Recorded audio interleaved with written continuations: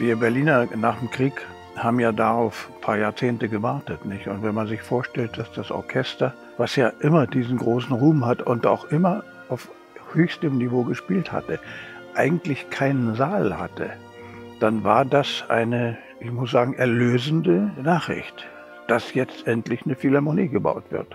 Drumherum war praktisch nichts.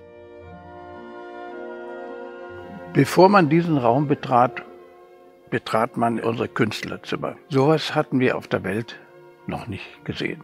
Weder in New York noch irgendwo. Diese Vielfalt für jede Gruppe, einen eigenen Raum, für die Streicher einen Riesenraum. Das war wirklich überwältigend. Und dann kam man hier in den Saal rein, da hat man erst mal gar nichts sagen können. Man war erschlagen einfach. Wie immer hat Karajan minutiös probiert, und zwar Tempoanfänge, Übergänge, leise Stellen. Im Grunde hat er kleine Stellschrauben, wo ein Tempo sich ändert, wo der Charakter sich ändert.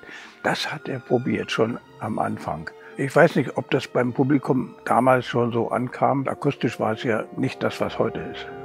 Ich saß ja ungefähr auf diesem Platz hier, am letzten Cellopult. Und das Podium war ja ganz unten. Was ich bemerkte, nach kurzer Zeit, ich hörte von den ersten Geigen kaum etwas.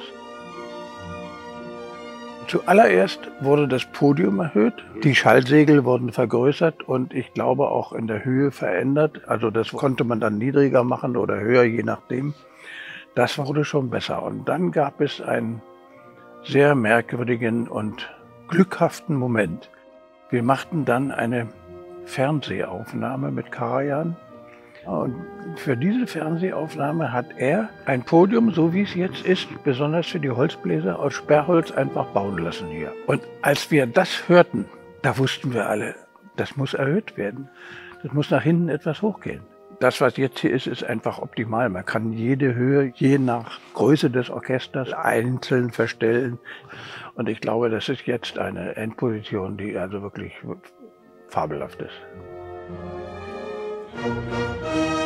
Es gibt ja viele Nachahmer auf der ganzen Welt. Wir haben fast überall gespielt und keiner hat diese Atmosphäre, die, finde ich, mit den Farben auch zu tun haben, mit diesen warmen Farben, so wie dieser Saal.